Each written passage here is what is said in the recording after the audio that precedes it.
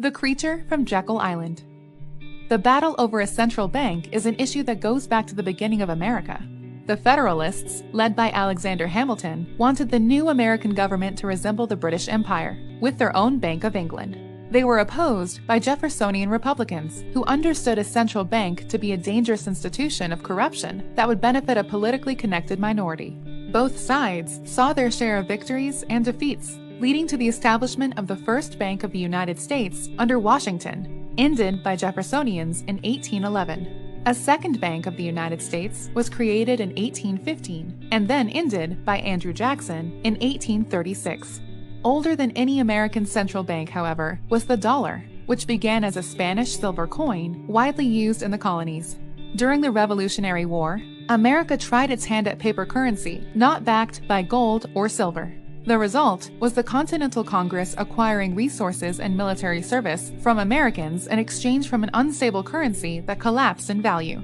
The result was, in 1792, the establishment of a national currency based in gold and silver. The new U.S. Mint would mold coins in a patriotic design, but the weight of silver remained the same as the Spanish dollar. With currencies around the world all backed by gold and silver, global trade benefited from what is called the classical gold standard. This international gold standard provided an automatic market mechanism for checking the inflationary potential of government. If a country, like Mexico, inflated their paper pesos, the inevitable result would be gold leaving the country when foreign banks redeemed their Mexican paper money for the proper amount of gold and silver. While the ability to redeem gold internationally imposed a level of discipline on national governments, interventions in domestic economies still managed to create the booms and busts we see in business cycles. Often, through some sort of government privilege, banks would be legally protected to print money not backed by gold, which would spur investment into projects that otherwise would not be profitable, resulting in a bust. After a particularly bad financial crisis in 1907, the result of bad banking policies first imposed during the Civil War, major Wall Street banks decided to promote the creation of a new central bank that could be depended on to bail them out during a financial crisis. The Wall Street bankers and their allied politicians understood that it would be difficult to get the American public to create such a powerful and dangerous government tool. In planning the creation of this new bank, they met in secret locations, like Jekyll Island, Georgia, using fake names.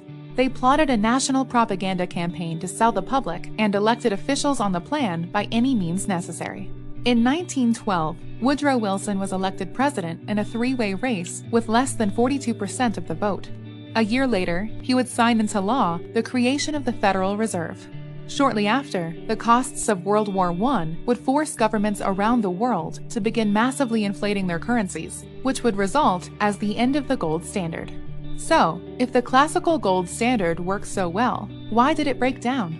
It broke down because governments were entrusted with the task of keeping their monetary promises, of seeing to it that pounds, dollars, francs, etc. were always redeemable in gold, as they and their controlled banking system had pledged. Governments were incentivized to allow banks to print far more paper money than gold on hand than they could in a free market. It was not gold that failed. It was the folly of trusting the government to keep its promises.